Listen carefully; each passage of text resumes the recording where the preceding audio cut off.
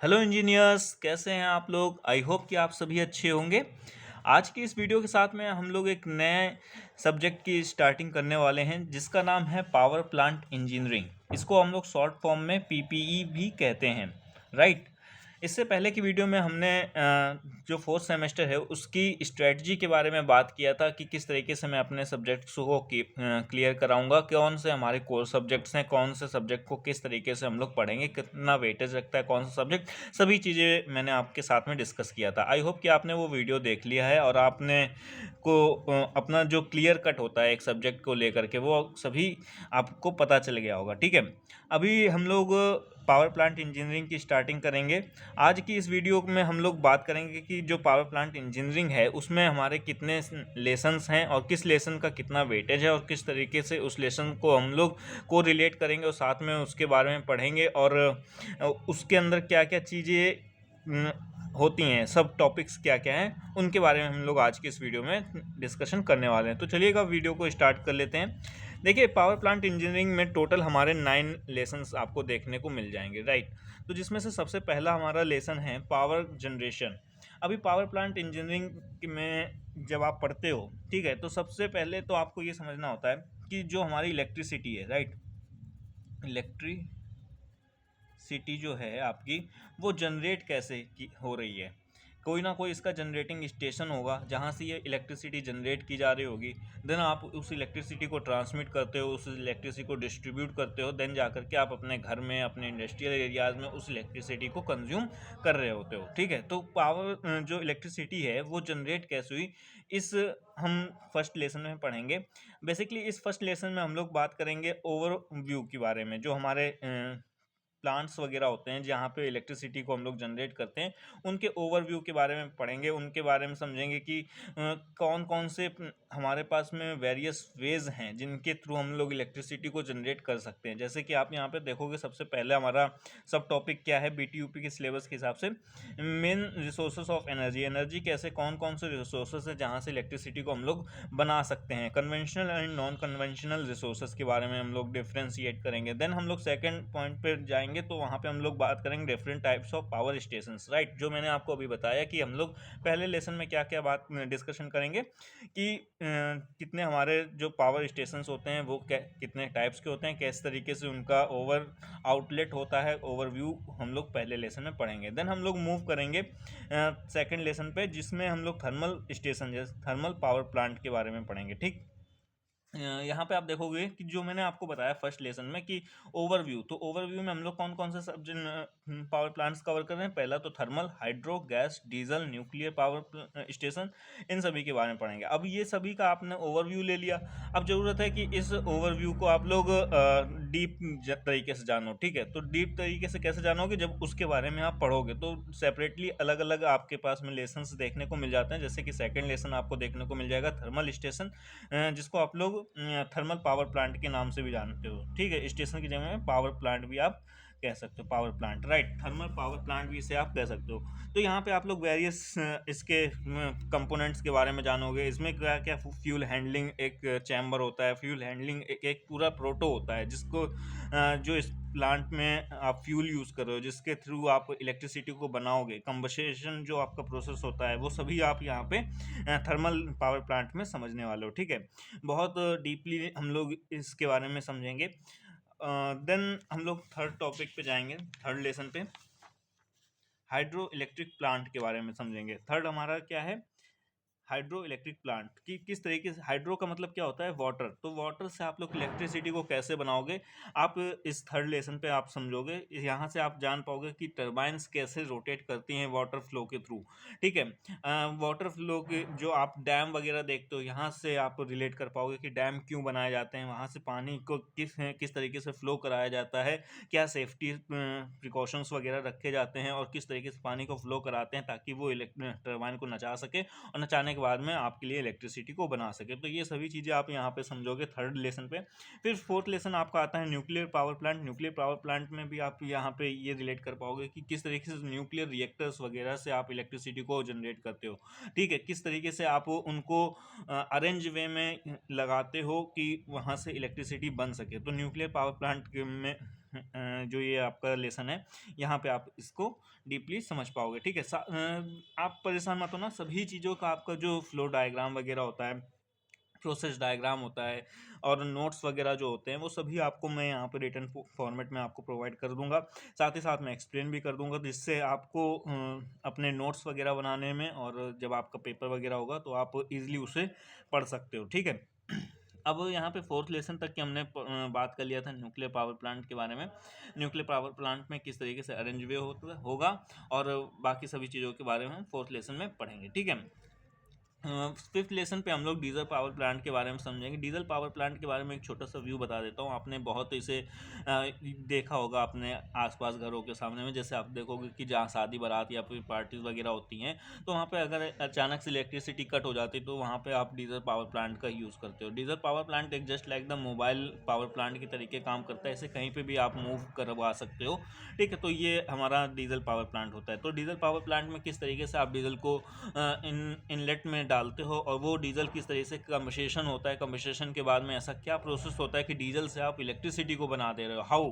तो यहाँ पे हम लोग डीजल पावर प्लांट वाले चैप्टर में हम लोग समझेंगे। फिर हम लोग बात करेंगे गैस टरबाइन प्लांट के बारे में। गैस टरबाइन प्लांट में जैसे कि आपने यहाँ पे डीजल का कंबस्टेशन किया और फिर देन आपने इलेक्ट्रिसिटी को बनाया, इसी तरीके से आप यहाँ पे गैसेस जो होती हैं उनका कंबस्टेशन करोगे, देन इलेक्ट्रिसिटी को बनाओगे। तो उसका क्या अरेंज वे होता है, किस तरीके से वो प्लांट दिखता है, कहाँ पे वो प्लांट यूज़ किए जाते हैं, उसका क्या हमारे आप ये कह सकते हो कि क्या उस प्लांट को यूज़ करने के फ़ायदे हैं, क्या उसके नुकसान हैं, ये सभी चीज़ें आप यहाँ पे सिक्स्थ लेसन में गैस टरबाइन पावर प्लांट में समझने वाले हो। फिर देन आप सेवन्थ लेसन में मूव करोगे। चलिए यहाँ पे दिख रहा होगा, सेवन्थ लेसन में आप मूव करोगे जहाँ पर आप बात कर रहे होगे combined working of power plant. Combined working of power plant का आप मतलब समझ सकते हो ग्रिड से। आपने नेशनल ग्रिड के बारे में सुना होगा कि एक हमारी नेशनल ग्रिड होती है जहाँ से आप एक स्टेट की इलेक्ट्रिसिटी को दूसरे स्टेट में इलेक्ट्रिसिटी को ट्रांसफ़र कर सकते हो। जैसे कि अगर मैं बात करूँ कि महाराष्ट्र में जनसंख्या ज़्यादा है, राइट, वहाँ पे इलेक्ट्रिसिटी की ज़्यादा कंजप्शन है। पर आप बात करोगे असम में लोग कम रहते हैं, जनरेशन कम है, पर इलेक्ट्रिसिटी बहुत ज़्यादा वहाँ पे प्रोड्यूस की जाती है। तो ये जो असम की इलेक्ट्रिसिटी है महाराष्ट्र में कैसे ट्रांसमिट कर दी है, तो ग्रिड सिस्टम यहाँ पे फॉलो हो रहा है, ठीक है। तो एक पावर स्टेशन को आप दूसरे पावर स्टेशन से किस तरीके से कनेक्ट करते हो, किस तरीके से उनका नेटवर्क बिछाते हो, किस तरीके से उनका नेट होता है, ठीक है। तो वो सभी चीज़ें आप यहाँ पे समझोगे combined working of power plant में, ठीक है। देन हम लोग एथ लेसन पे जाएंगे। एथ लेसन का नाम है इकोनॉमिक्स ऑफ जनरेशन, राइट। अभी आप ये समझो कि अगर आप घर पे भी कोई चीज़ बनाते हो, राइट, अगर कि आप कोई तरीके की डिश बना रहे हो या फिर कोई भी आप कुछ भी नया आप अपने घर में आप ट्राई कर रहे हो बनाने के लिए, तो आप उसमें सबसे पहले ही आप क्या चीज़ रखते हो, चीप एंड बेस्ट का कंसेप्ट, ठीक है। चीप एंड बेस्ट का कंसेप्ट आप फॉलो कर रहे होते हो वहाँ हर जगह पे, ठीक है। सस्ता से सस्ता हो और अच्छा से अच्छा हो, तो वही आप कंसेप्ट यहाँ पे भी इलेक्ट्रिसिटी वाले में भी आप फॉलो करोगे कि आपकी जो इलेक्ट्रिसिटी आप जनरेशन कर रहे हो वो आपकी चीप होनी चाहिए, सस्ती से सस्ती होनी चाहिए और इतनी एफिशिएंट होनी चाहिए, उसमें किसी भी तरीके के हार्मोनिक्स या फिर किसी भी तरीके के डिस्टर्बेंस वगैरह नहीं होने चाहिए, ठीक है। तो आप चीप एंड बेस्ट का भी फॉर्मेट यहाँ पे अप्लाई करोगे एथ लेसन पे, इकोनॉमिक्स ऑफ जनरेशन, ठीक है। किस तरीके से आप पावर फैक्टर को इम्प्रूव करके अपने इलेक्ट्रिसिटी की कॉस्टिंग को कम कर सकते हो। आपने देखा होगा कि कई बार क्या होता है कि आपके घर पे इंडस्ट्रियल, मोस्टली ये इंडस्ट्रीज़ में देखने को मिल जाता है कि कई इंडस्ट्रीज़ पे अलग से एक पेनाल्टी वगैरह लगाई जाती है। पेनाल्टी क्यों लगती है? क्योंकि उन्होंने अपने पावर फैक्टर को कंट्रोल में नहीं कर रखा है। मतलब कि अगर आपको थोड़ा सा मैं व्यू बता देता हूँ यहाँ पे पावर फैक्टर के बारे में। पावर फैक्टर आइडियली 1 होना चाहिए, राइट, आइडियली 1 होना चाहिए। अगर ये पावर फैक्टर आपका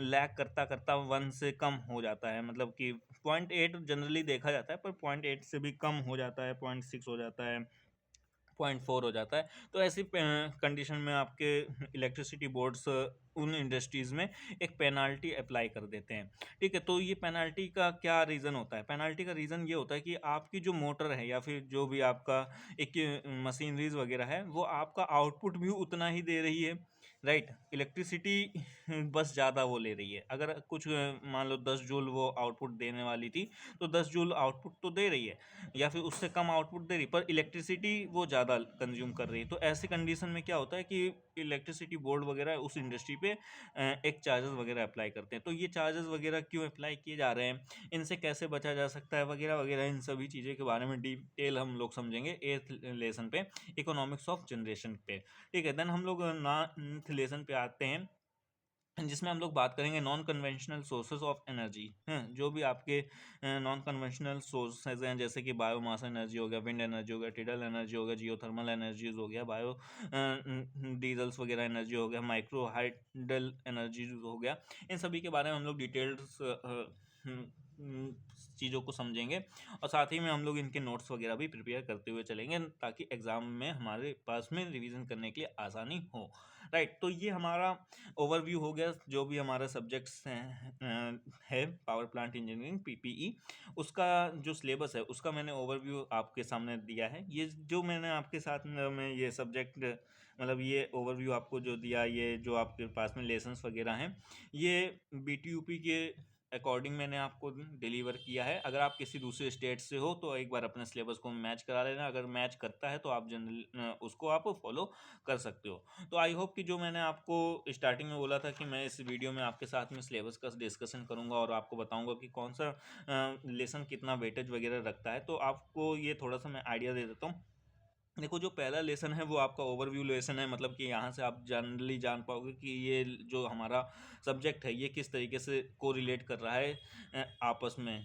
ठीक है, दूसरे सब्जेक्टों के साथ में किस तरीके से रिलेट कर रहा है, या फिर आप ये समझ सकते हो कि ये सब्जेक्ट जो है हमारे रियल लाइफ से किस तरीके से रिलेट कर रहा है। साथ ही में आप इसके जो वेरियस लेसन्स वगैरह हैं उनको भी का भी रिलेशन आपस में जान पाओगे। तो पहला वाला भी काफ़ी ज़्यादा इंपॉर्टेंट है। इंपॉर्टेंट तो सभी लेसन्स हैं, बट मैं बता रहा हूँ कि कौन कौन से मोस्टली इंपॉर्टेंट हैं, जिनके लिए आपको ज़्यादा एफर्ट्स देने पड़ेंगे और काफ़ी लेंदी जो रहने वाले। थर्मल स्टेशन जो है वो पहला स्टेशन हमारे लिए है, पावर प्लांट है, जिसमें हम आपको डिटेल्ड पढ़ना होगा, और सबसे बड़ा यही आपका है।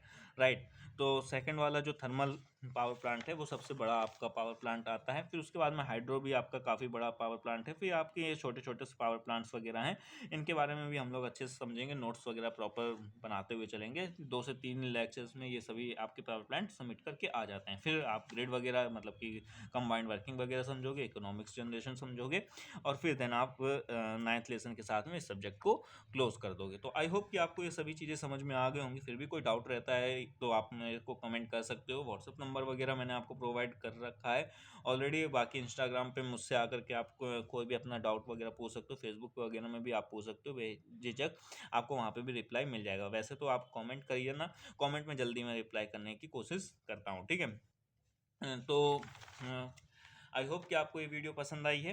वीडियो पसंद आती है तो वीडियो को लाइक कर दीजिएगा, चैनल को सब्सक्राइब कर दीजिए, ताकि आने वाली जितनी भी हमारी वीडियोस वगैरह हों उनकी रेगुलर आपको अपडेट्स वगैरह मिलती रहे।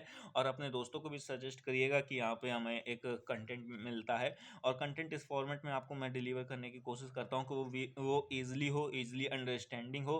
बाकी आप मेरे प्रीवियस वीडियोज़ वगैरह में आप जाकर देख सकते हो कि आपको नोट फॉर्मेट में ही मैं कंटेंट को प्रोवाइड कराता हूँ, और बहुत अच्छी तरीके से वो सारी चीज़ें एक्सप्लेन करता रहता हूँ। ठीक है, बाकी फिर भी कुछ भी सजेशन वगैरह होता है मेरे लिए तो बिल्कुल मोस्ट योर वेलकम।